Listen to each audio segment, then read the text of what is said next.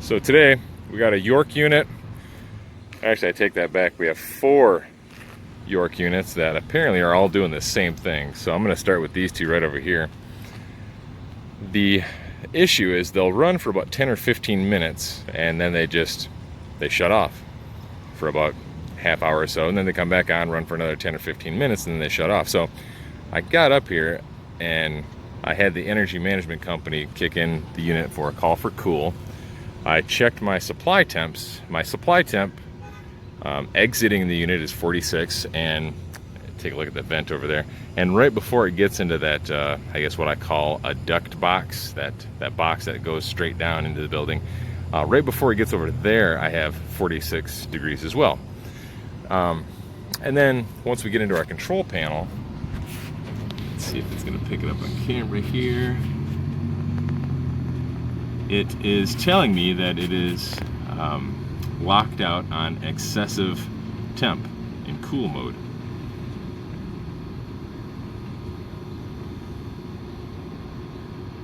Right there we go. So I did some research. I found a manual for that control board online, and what I've found so far is that the board by default is set to go into this fault mode when the supply temperature gets below 50 degrees, and obviously 46 is below 50. So now this unit I'm just gonna leave running right now. This is the one I'm focusing on. I just took you over there to show you that fault code real quick.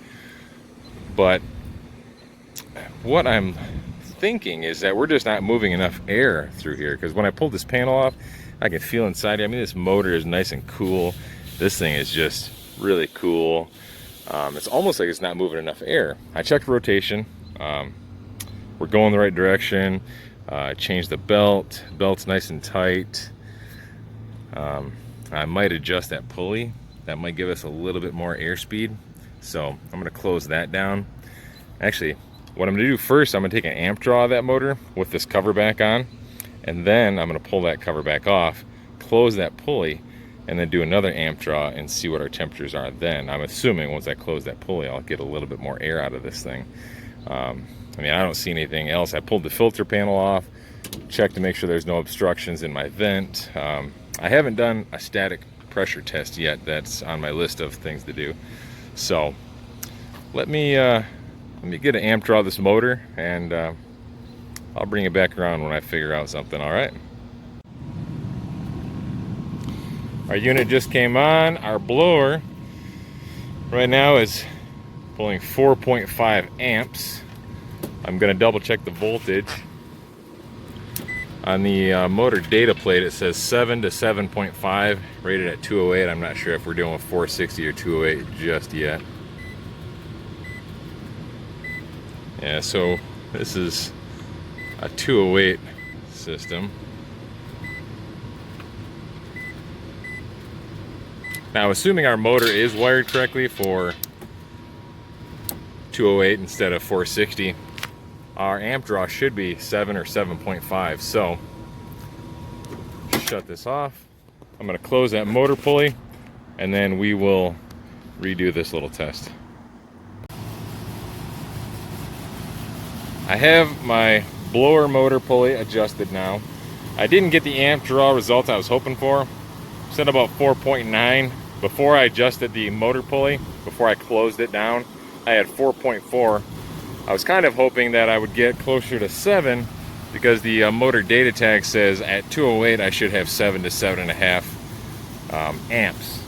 I guess I'm not familiar exactly with what conditions that motor was rated at, but I have noticed my supply temperature seems to not be dropping as fast. I'm hovering around 49.50, which is normal. I was doing a little bit more reading on this unit, and there is a way to disable the SAT, supply air temperature alarm fault condition. If you adjust the supply air temperature down to 0, it'll disable that function. So I think I'm gonna go ahead and do that after I check a few other things. I want to check that blower motor just to make sure it is wired for 208, not 460. I just installed these units 2 years ago, right from the factory, and we didn't do any sort of rewiring or adjusting or anything like that. So I can't imagine that the motor's been rewired for whatever reason. Also, if the motor was rewired, I imagine it would probably be very, very hot or not really operational at all. So I don't believe that'll be our issue. But we'll do some more digging. I got my static test just about ready. My battery died, so I'm going to change that out, and then we will revisit this situation. All right, here's where we stand on this unit, guys. Right now I'm looking at about a 48 degree supply air temperature. I do have some sort of static pressure test going on here. I don't do a whole lot of static testing because a lot of what I do is just rooftop package units, which sit on ductwork that is about 20 feet up in the air, so I don't really do a whole lot of static testing in my area. But from what I've read online and the videos I've watched from the guys who are really good at static pressure testing, that seems to be pretty high static pressure. I'm pulling back 70 degree air right there. So what I've done is I've decided against disabling the supply air temperature alarm where it shuts off if it gets below 50 degrees, or 55, excuse me. What I've done instead, let me see if I can show you this little display here. There's a little bit of a glare on there. I apologize for that, guys. So if you go to this control, I hit enter. I'm going to scroll down until I get to commission, hit enter. Then I'm going to scroll down until I get to CLG for cooling. Scroll down until I get to SAT low set point. Hit enter, and if it's picking it up on camera, you'll see that it's at 40. That was at 55. I lowered it to 40. I decided not to disable it just in case one day if I figured if a belt were to break on this unit or somehow we had airflow issues again, that at least at 40 degrees it would shut off before any damage was done. It wouldn't freeze up or anything like that. So that was my line of thinking with that. Hey guys, I just wanted to take a quick minute and recap that last job we did. So we had just the two problems there. The first problem was the factory set point for the supply air temperature low alarm set to 55. I don't know why it was set to 55. Maybe there's something I'm missing on that unit, but I've always operated under the rule of thumb that air coming out of a unit should be closer to 50 degrees, and of course 55. If it's set to 55, it's just going to go off on its alarm. In my opinion, it should be set to 40, 45 from the factory. That would make sense to me, but again, I don't know everything. Maybe I'm missing something. If anybody out there watching has more experience with that unit, knows a little bit more, please shoot me an email, leave a comment. I'd love to learn something about that unit. And then of course the other problem we had was our airflow issue. Our air was spending too much time going through the evaporator, and the slower the air goes through the evaporator, the more time the air is exposed to the evaporator, the more heat it can absorb out of the air.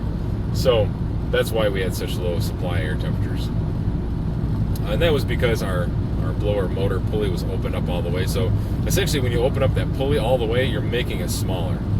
And that motor has to rotate more times to try to get the amount of airflow you need. So we just closed it down, basically made it bigger, and which it takes less rotations to get the motor, or get the blower to spin around more times to get more air flowing through the evaporator, basically. And yeah, that's really all we had on that unit. Other than that, everything else was running great when I left. After we restored airflow, when I left, we had a supply temperature closer to 49 or 50. Everything else on that unit was within tolerance from the factory. So I hope you guys enjoy that. Hope you learned a little bit of something maybe. I'm just trying to pass along the little bit of knowledge and experience I've gained over the years, all right? So if you did like it, shoot me a comment and subscribe, all right? Like and subscribe, guys. We'll see you on the next one.